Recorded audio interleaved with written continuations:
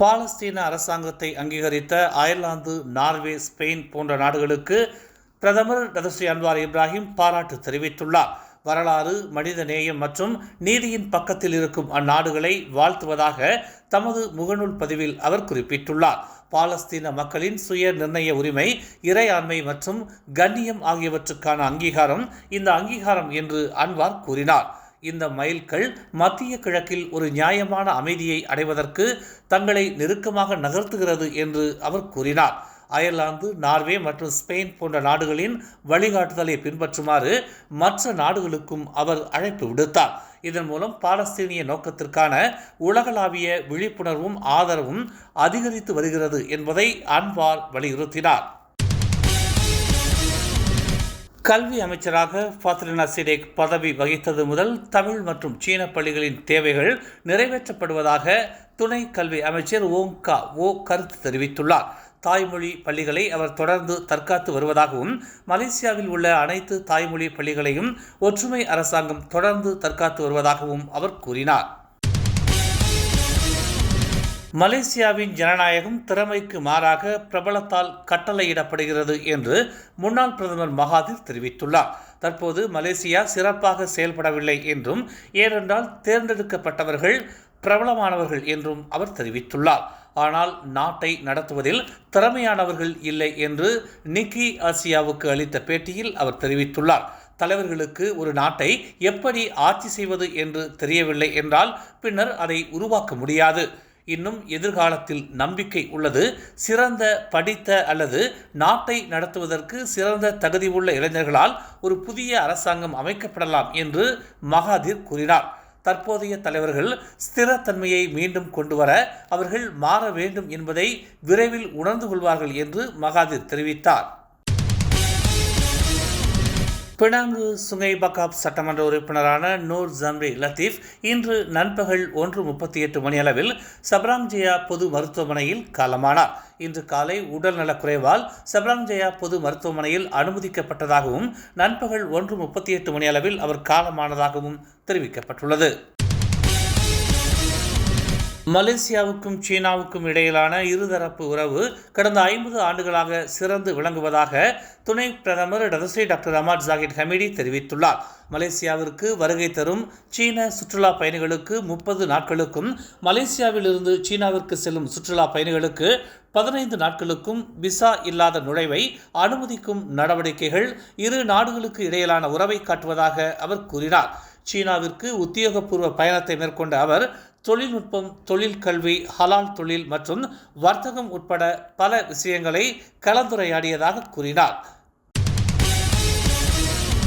ஸ்லாங்கூர் அணியின் கால்பந்தாட்ட வீரர் ஃபைசால் ஹலீம் மீது அமிலம் வீச்சு தாக்குதல் நடத்தப்பட்ட சம்பவம் தொடர்பான சிசிடிவி காணொலியை பகிர்ந்த நபரை காவல்துறையினர் கண்டறிந்துள்ளதாக ஸ்லாங்கூர் மாநில காவல்துறை தலைவர் டாக்டர் ஹுசேன் ஒமார் கான் தெரிவித்துள்ளார். போலீஸ் விசாரணைக்கும் அது தடங்களை ஏற்படுத்தும் வகையில் இருப்பதால் இதனை பகிர்ந்த நபரை காவல்துறையினர் அடையாளம் கண்டுள்ளதாக தெரிவிக்கப்பட்டுள்ளது. சுமார் 56 வினாடிகள் கொண்ட அமில வீச்சு தாக்குதல் தொடர்பான சம்பந்தப்பட்ட சிசிடிவி காணொலியை யாரும் பகிர வேண்டாம் என்று கேட்டுக்கொள்ளப்பட்டுள்ளது.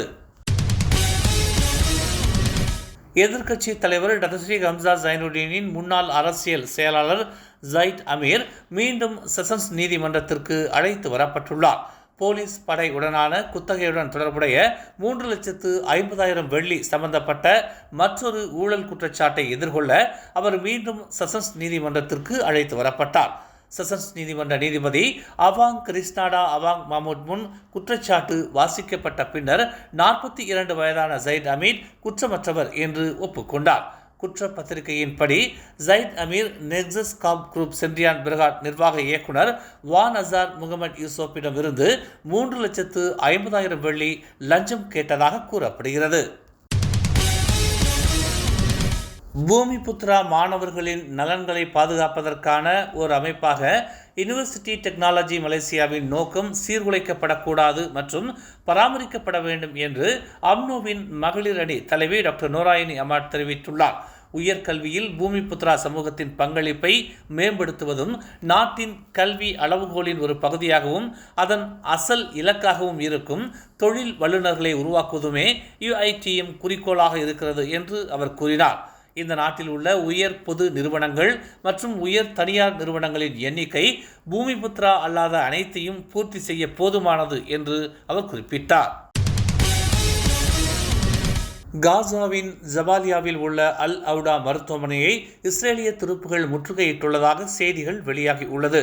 இந்த முற்றுகை நிகழ்ந்து 4 நாட்களான நிலையில் அந்த மருத்துவமனையில் உள்ள பணியாளர்களை கட்டாயமாக வெளியேற்றும் நடவடிக்கையில் அத்துருப்புகள் ஈடுபட்டு வருவதாக தெரிவிக்கப்பட்டுள்ளது.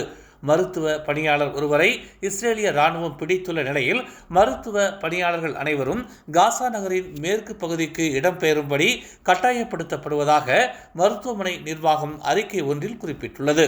தற்போது அந்த மருத்துவமனையில் 14 மருத்துவ பணியாளர்கள், 11 நோயாளிகள் மற்றும் அவர்களை பராமரிப்போர் உள்ளனர் என்றும் ஆம்புலன்ஸ் வாகனம் இல்லாத காரணத்தால் அவர்களால் வெளியேற முடியாத நிலை ஏற்பட்டுள்ளதாகவும் அந்த அறிக்கையில் தெரிவிக்கப்பட்டுள்ளது.